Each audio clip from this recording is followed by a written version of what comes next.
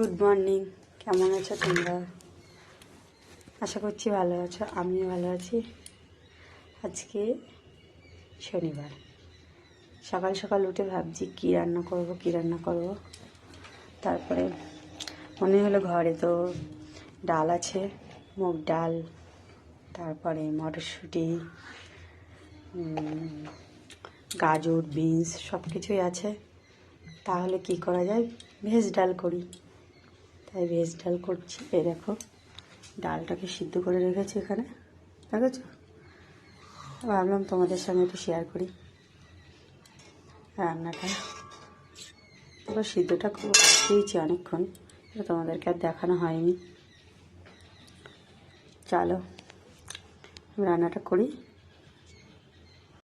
দেখো, এক পাশে কড়াইটা বসিয়েছি। এই বিনস, গাজর সব কিছু একটু ভেজে নেবো লাল লাল করে। দেখো, একটু সাদা তেল দিয়েই ভাজবো। সাদা তেল দিয়ে ভাজলে একটু টেস্টটা ভালো লাগে। এই দেখো, ডালটা ঘুটে রেখেছি। ডালটা একটু বেশি কিন্তু সিদ্ধ হয়নি, দেখছো? এরকমই আমার ভালো লাগে। বেশি সিদ্ধ হলে আমার তেমন একটা ভালো লাগে না, একটু বেশ গালে বাঁধবে।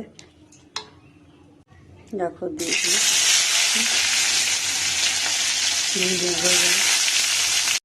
কত সুন্দর দেখো। আচ্ছা, ডালটার মধ্যে জলটা দিয়ে দিলাম।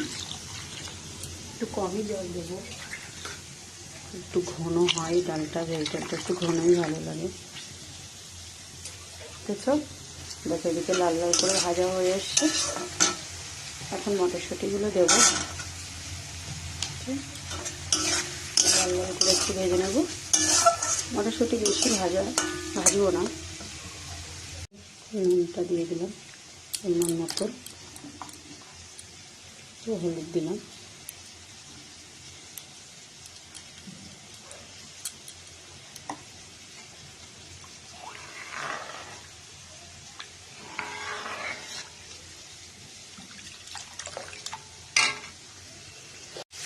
এত ঠান্ডা পড়েছে বাবা, কি বলবো। আমার তো খুব ঠান্ডা লাগে। দেখো, ভাজাটা দিয়ে দিচ্ছি।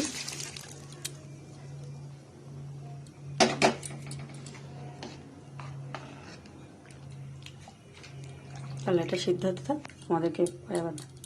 তোমরা কে কেমনভাবে বানাও জানি না, আমি তো এভাবেই বানাই আমার নিজের মতন করে।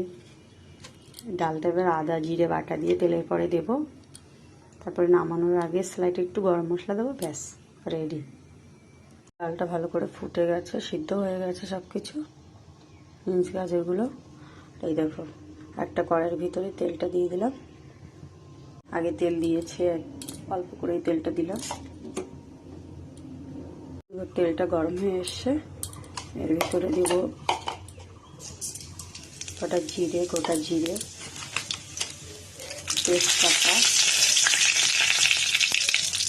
শুকনো লঙ্কা, গোটা শুদ্ধ,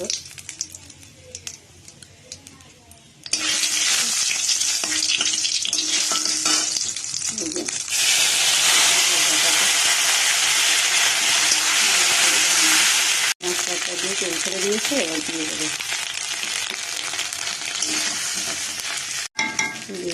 মশলাটা।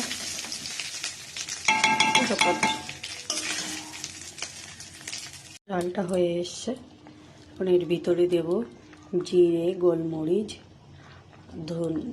ধনিয়ার গুঁড়ো ভাজা, আর হচ্ছে গরম মশলার গুঁড়ো। দেখো, দিয়ে